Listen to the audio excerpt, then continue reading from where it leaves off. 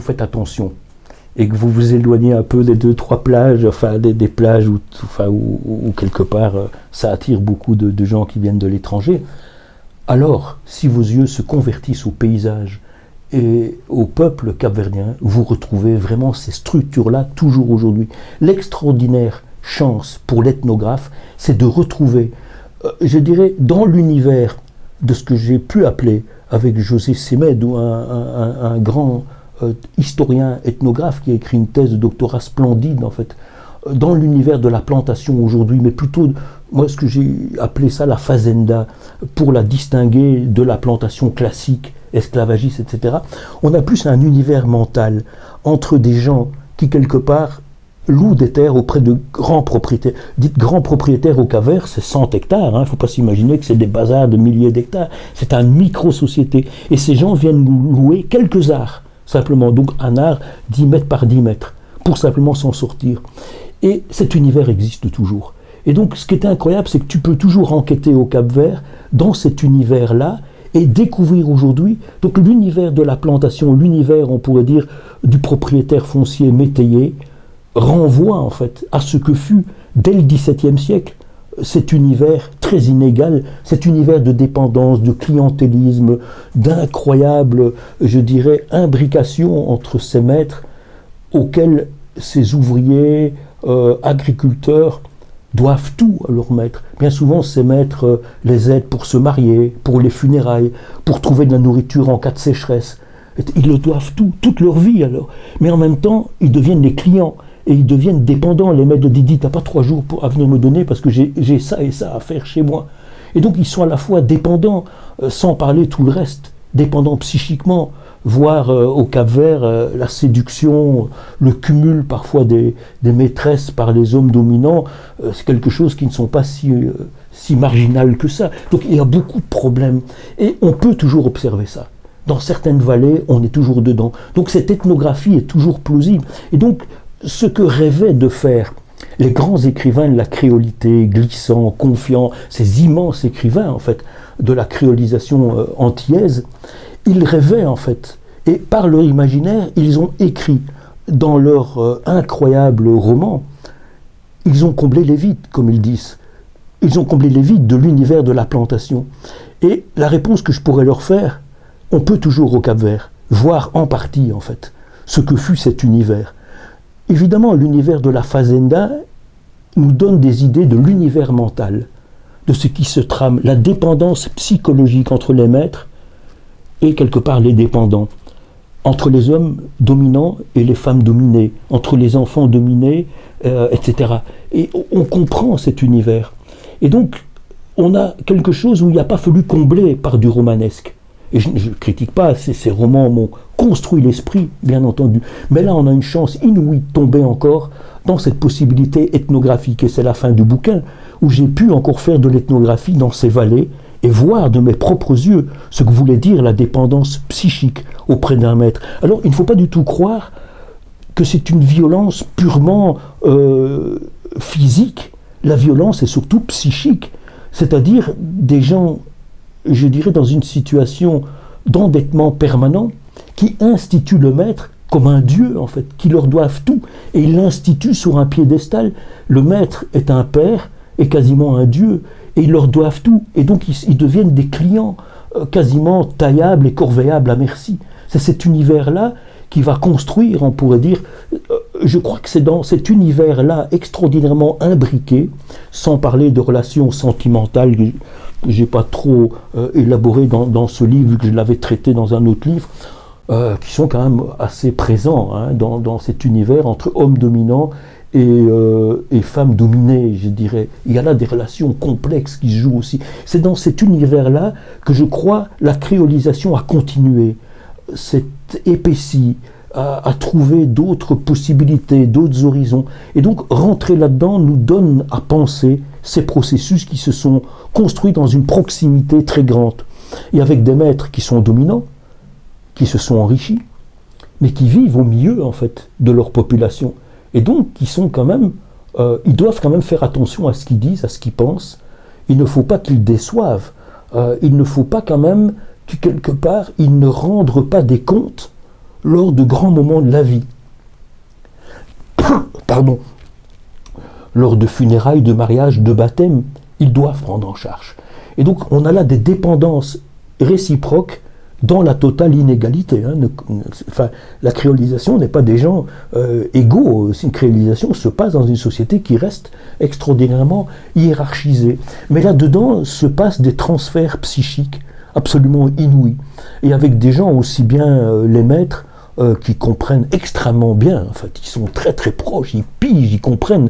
Et en même temps, ils jouent en fait de l'un et de l'autre. Et ces ouvriers agricoles ou ces paysans sans terre qui pigent tout aussi bien les forces et les faiblesses des maîtres et qui jouent avec cette même chose. Je crois que c'est là que je me suis rapproché pour essayer de comprendre les formes prises par la créolisation.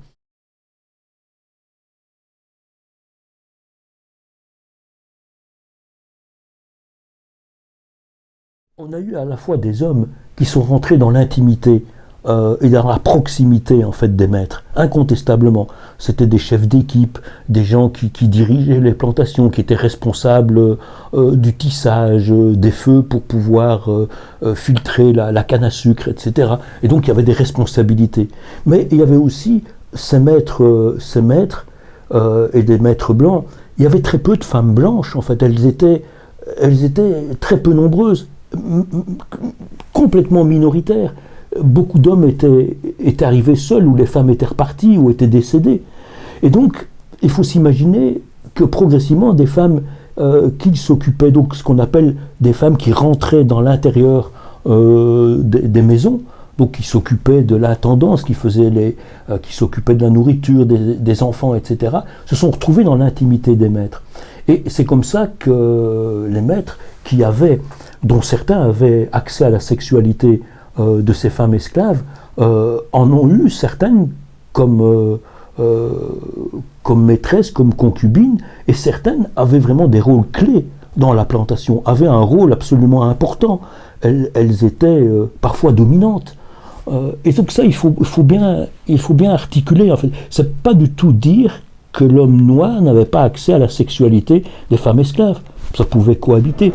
Mais il faut bien savoir que ce qui s'est passé, c'est que les hommes, et les femmes aussi bien sûr, mais les hommes pouvaient être échangés, vendus, échangés entre plantations. Et donc il n'était jamais certain de rester longuement dans une unité familiale. Donc les femmes, dans cette société esclavagiste-là, se retrouvaient à avoir des enfants sans bien pouvoir se fier à un homme avec qui élever ses enfants. C'est pour ça qu'on a des sociétés matricentrées. Elles se sont construites au départ, en fait, là-dessus, en fait, sur cette idée que les hommes ne pouvaient pas rester longtemps. Et par ailleurs, ils n'avaient rien à transmettre. Ces gens n'avaient que des prénoms. Le nom de famille était le nom de la plantation dans laquelle ils étaient, et ils ne pouvaient pas posséder, ils ne pouvaient pas se marier, ils ne pouvaient pas accéder à pas grand-chose. Et donc pour se protéger, bien souvent, ces femmes qui avaient des enfants se sont rapprochées soit des hommes esclaves dominants qui avaient monté la hiérarchie, en fait, dans les hiérarchies des esclaves, voire certains affranchis, ou se sont rapprochées, en fait, des maîtres, et sont rentrées dans leur intimité pour essayer de se protéger elles-mêmes, ou protéger leurs enfants. Les deux, bien souvent. Et certains maîtres ont reconnu leurs enfants, certains ne l'ont pas reconnu d'ailleurs. Et il y avait un peu les différentes positions. Et c'est bien souvent dans cette intimité-là, dans l'intimité de la maison du maître, dans l'intimité profonde du lit, pour le dire comme cela, que je pense qu'une sorte de créolisation a pu aller extrêmement loin. C'est-à-dire que là, des explications sur les systèmes de pensée. Tu as peur de quoi? Tu souffres de quoi? Qu'est-ce qui fait que tu ne dors pas? C'est ça que je veux dire, que quelque part, l'histoire de l'autre a pu s'échanger. L'imaginaire le plus profond a pu se créoliser, comme on appelle, percoler d'un cerveau à l'autre dans ces formes d'intimité. Je ne pense pas que ça s'est fait uniquement dans un rapport sexuel homme-femme, ça s'est fait sans doute aussi avec ces hommes qui étaient très proches en fait des maîtres de par leurs travaux. J'ai rencontré pas mal d'ouvrages et de travaux en fait d'historiens qui montraient cette proximité en fait et cette complicité énorme entre ces hommes qui étaient montés l'échelle très fort, qui étaient montés très haut en fait, presque à être, et certains vont être affranchis, et donc qui devaient tout à leur maître et qui étaient donc très proches, très complices. et très contre quelque part les esclaves, parce qu'eux-mêmes, étant issus de ça, étaient montés dans la hiérarchie et se retrouvaient à reproduire la domination. Et je crois que c'est là-dedans que ça s'est joué. Voilà, pour dire en quelques mots la complexité de ce jeu. C'est là qu'il faut comprendre, je crois, un des processus. Je parle de la créolisation, non pas au niveau du langage et de la langue créole. Je parle ici de la culture créole, comment elle s'est structurée. Et je pense que c'est dans cette intimité-là, dans ces formes multiples d'intimité, qu'elle s'est rapprochée, qu'elle s'est construite, surtout, je ne dis pas uniquement, mais c'est surtout là qu'on peut la penser, je crois. Le rôle de la femme est central parce que quelque part, l'homme a été d'emblée presque exclu en fait d'une possibilité de faire famille. Il pouvait se rapprocher de femmes esclaves, mais quel était son destin? Il ne savait pas ce qu'il allait devenir. Il pouvait être donné, échangé, vendu à tout moment. Et donc rester dans une famille, il pouvait. Se marier, c'était interdit. Et par ailleurs, si des hommes dominants voulaient prendre la femme esclave, ils le faisaient.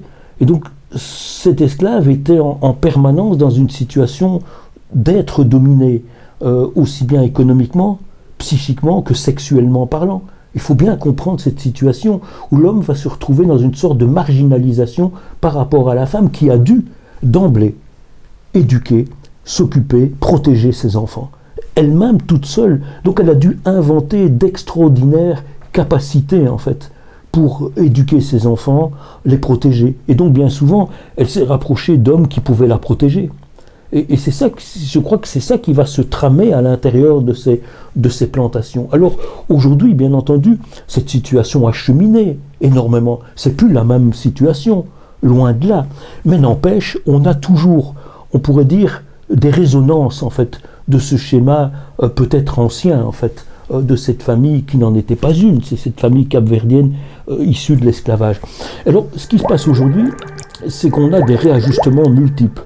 C'est-à-dire que les hommes dominants d'hier ne sont plus les mêmes, mais des gens qui ont des ressources financières, donc les élites multiples en fait du Cap-Vert, voire des migrants qui reviennent nantis avec des bijoux, enfin, des signes extérieurs de richesse, se retrouvent un peu dans cette place-là.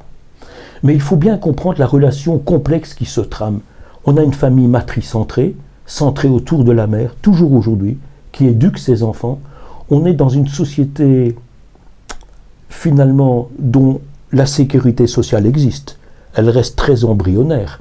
C'est-à-dire que si tu ne cotises pas, et ça reste quand même largement cotisé grâce à un salaire officiel que tu n'as pas accès à la retraite ou aux multiples politiques publiques, ou en tout cas de manière en partie au Cap-Vert. Il y a une retraite, comment on appelle ça, généralisée pour tout le monde, mais qui reste modeste, tu ne pourras pas vivre avec ça.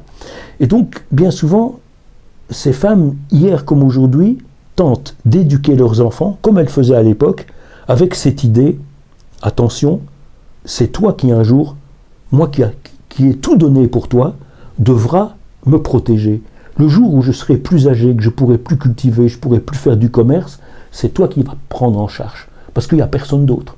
Et donc elles élèvent leurs enfants avec cet endettement psychique et avec ce rôle de les prendre en charge. Et donc on comprend en fait cette relation très fine, très proche, très dense entre la femme et ses enfants, parce qu'elle en a besoin. Et alors, cette mère va éduquer surtout son fils, parce que les filles, assez rapidement, pourraient, pas tous, une fille peut prendre en charge ses parents, c'est pas ça que je vous dis, mais très vite, une fille peut tomber enceinte et avoir les mêmes problèmes que quelque part sa mère. Et donc, il va éduquer, en fait, son fils en disant « Ne t'éloigne pas de moi, je t'ai tout donné ».